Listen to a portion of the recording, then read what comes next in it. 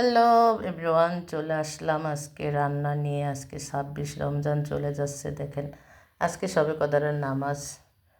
সবাই যার যার আত্মীয় স্বজন মারা গেছে, প্রতিবেশী মারা গেছে, বাবা মা, কত মানুষের বাবা মা মারা গেছে। সবাই সবার জন্য দোয়া করবেন, আল্লাহ যেন তাদের জান্নাতবাসী করে, বেহেশত নসিব করে।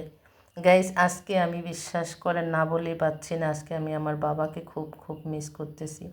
আমার বাবা ইতালি থাকতেন, আমার বাবা মারা গেছে 4 বছর হয়ে গেল। তো আমার বাবা এই রাতে ফোন দিয়ে ইতালি থেকে বলতো, মামুনি নামাজ পড়বা না, নামাজ পড়ে আল্লাহর কাছে প্রার্থনা করবা, নামাজ পড়বা, এই রাতে যা চাইবা আল্লাহ তাআলা মনের আশা ইনশাআল্লাহ পূর্ণ করব। তো আসলে বাবা মা যার নাই সেই বোঝে বাবা মা কী জিনিস, বাবা মা কী ছিল। তো দেখেন, ইমোশনালি আসলে কথা বলতে বলতে মনটা অনেক খারাপ হয়ে গেল। আজকে 26 রোজা চলে গেল। আসলে যত মন খারাপই থাক, আমাদের মেয়েদের কাজের তো একদমই ফাঁকিবাজি চলবে না, মনকে হাসি খুশিও রাখতে হয় গাইস। তো রান্নার সময় হয়ে গেছে, রান্না না করে তো পারবো না।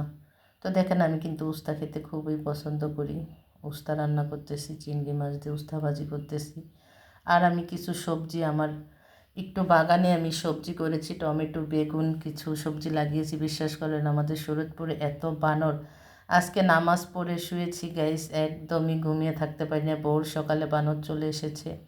তো বানরের মুখ থেকে একদম ছিনিয়ে রেখেছি কিছু বেগুন, টমেটো। আমি আমার অপূর্ব ছোট ছেলে বানর লাঠি দিয়ে খেদিয়ে তারপর একটু সবজি নিয়ে এসেছি। তো ভাবলাম এই বেগুনগুলি দিয়ে পোয়া মাছ দিয়ে একটু চচ্চড়ি করব। পোয়া মাছটা আমার অনেক অনেক পছন্দ। আপনাদের কার কার পছন্দ অবশ্যই জানাবেন, অবশ্যই কমেন্ট করবেন।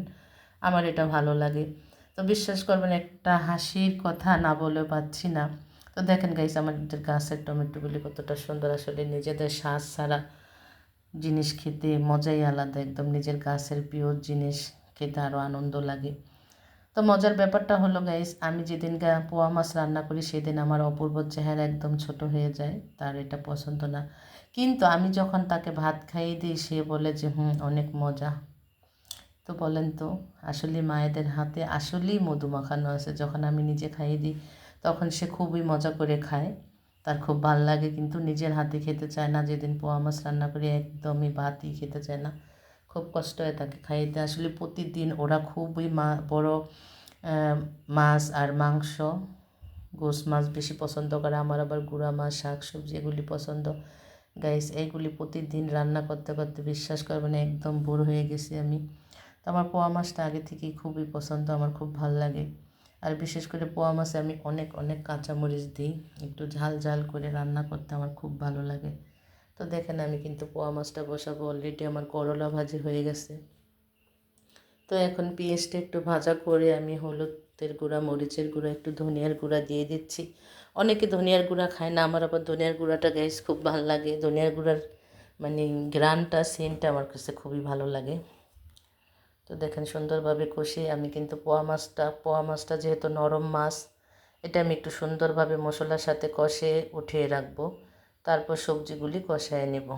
তো দেখেন, আমি কিন্তু অনেকগুলি কাঁচামরিচ দিয়ে দিচ্ছি।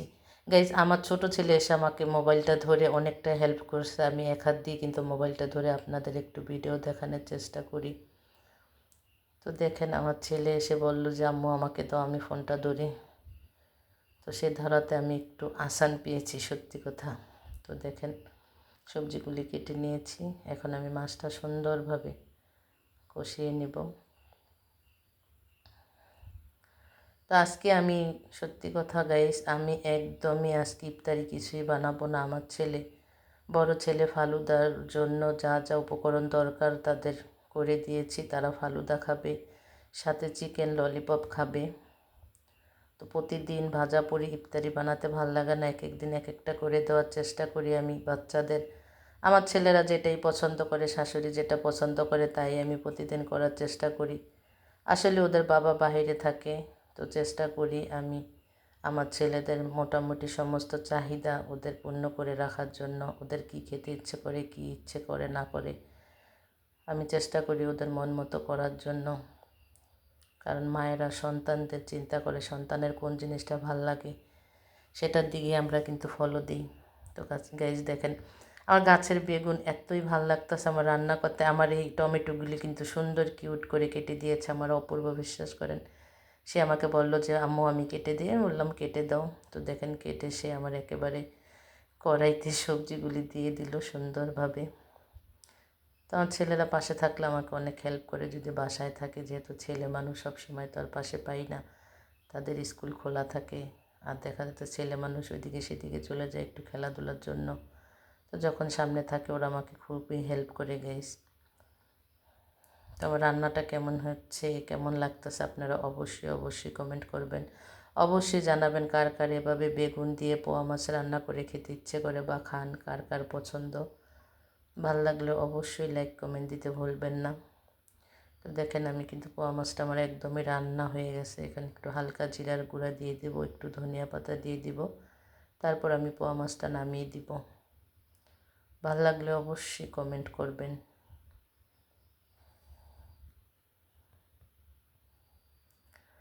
তো আজকের মতো আল্লাহ হাফেজ। Thank you so much for watching my video.